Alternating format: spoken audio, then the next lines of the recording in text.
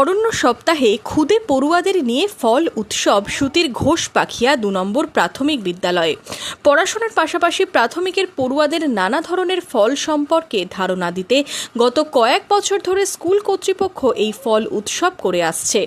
বুধবার আম, কাঁঠাল, আনারস, পেয়ারা, শসা, মোসাম্বি, কলা, খেজুর এবং আপেল রাখা হয়েছিল উৎসবে। ফল সম্পর্কে ধারণার পাশাপাশি কোন ফলের কি পুষ্টিগুণ রয়েছে তাও বোঝানো হয় পড়ুয়াদের।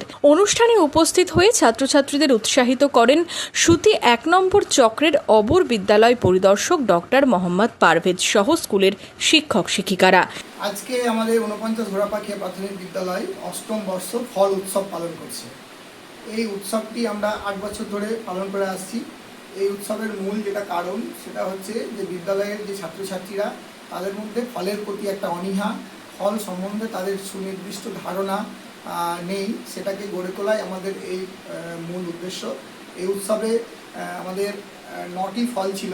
৯টি ফলের মধ্যে আম, আনারস, আপেল, পেয়ারা, শসা, মুসম্বি, কলা, কাঁঠাল এবং খেজুর ছিল।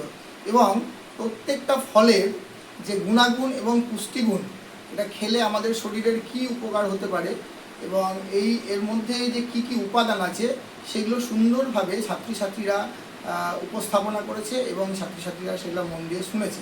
এবার অষ্টম বর্ষে এই ফল উৎসব। Bureau report, Madhyabanga news.